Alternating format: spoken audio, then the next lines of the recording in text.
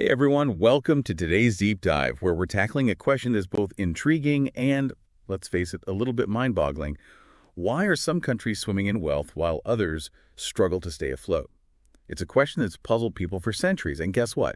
The 2024 Nobel Prize in Economics just might hold a piece of the puzzle. What's particularly fascinating this year is that the prize goes to not one, but three brilliant economists, Daron Acemoglu, Simon Johnson, and James Robinson.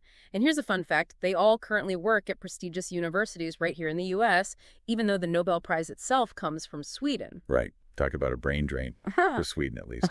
But that's not the only interesting thing about this year's prize.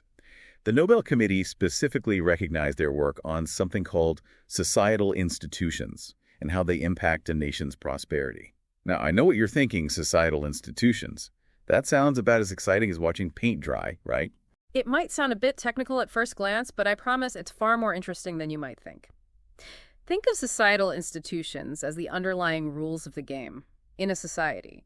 The legal system, property rights, access to education, even how power is distributed.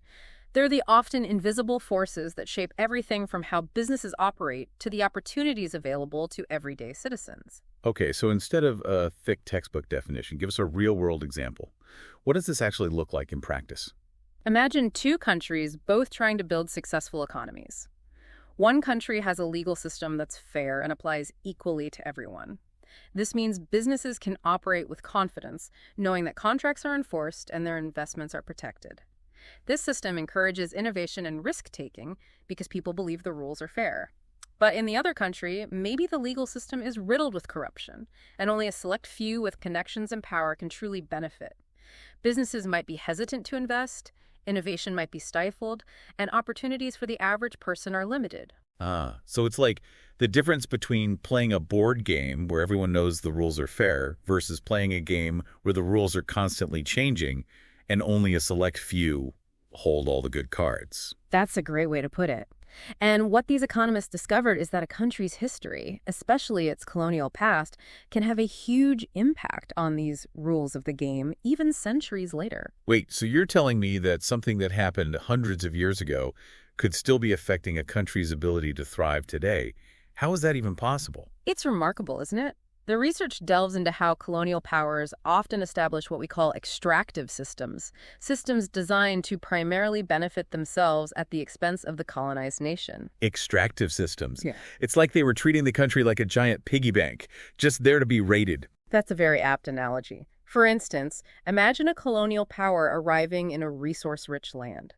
They might set up systems where they control all the valuable resources, think mines, plantations, or trading ports, and funnel the profits back to themselves. Exactly. They might even implement policies that prevent the local population from owning land, accessing education, or participating in the most profitable industries.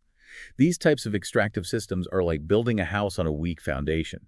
They might generate short-term gains for the few, but they ultimately hinder a nation's long-term prosperity. Okay, so basically, they were setting these countries up for failure from the get-go. That's incredibly disheartening.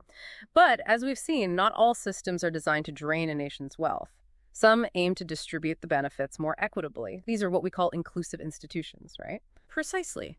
While extractive systems are like a leaky bucket, inclusive ones are like a well-tended garden where everyone benefits from the shared resources and the fruits of their labor. Think of strong property rights that apply to everyone, not just a select few. Imagine accessible education systems that empower people to develop their skills and contribute to the economy.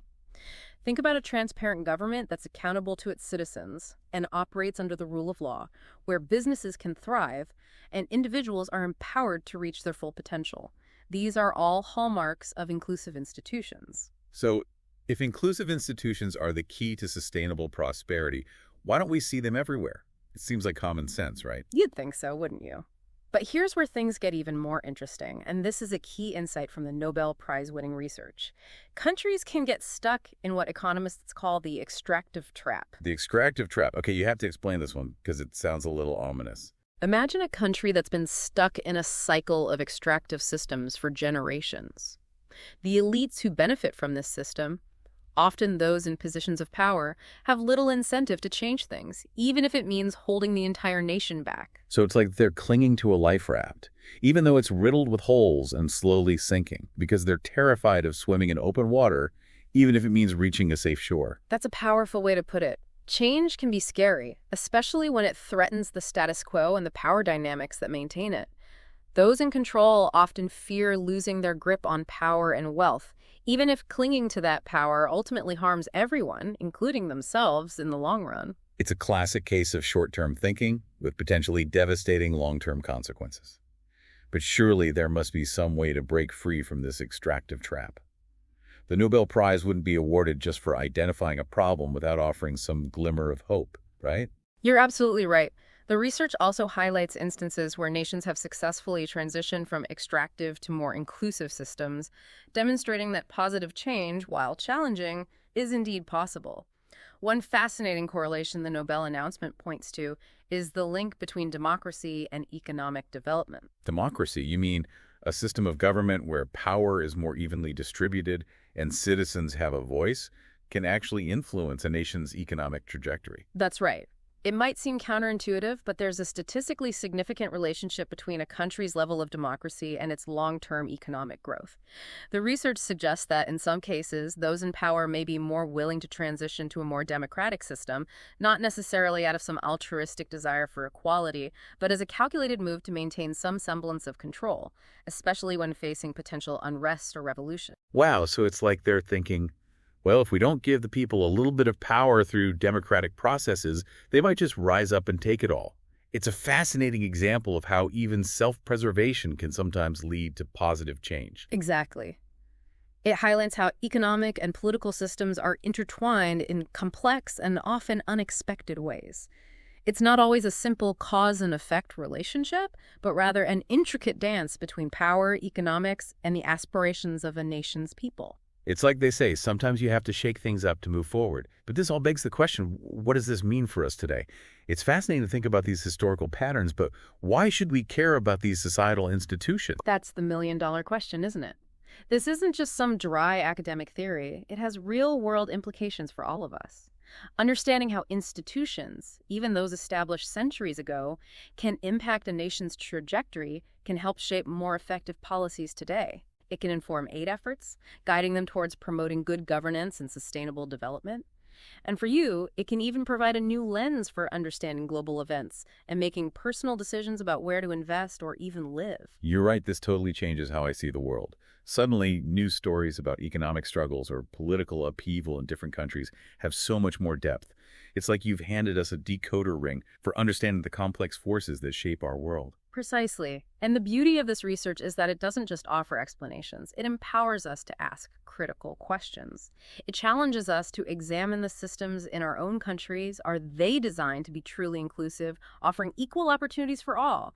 It prompts us to think about the kind of world we want to create, one where prosperity is shared and everyone has the chance to thrive. It makes you wonder, if you were designing a country from scratch today, knowing what we now know about the power of institutions, what would you prioritize? What kind of rules of the game would you put in place to ensure lasting prosperity for generations to come? That's something for all of us to ponder, isn't it? It certainly is.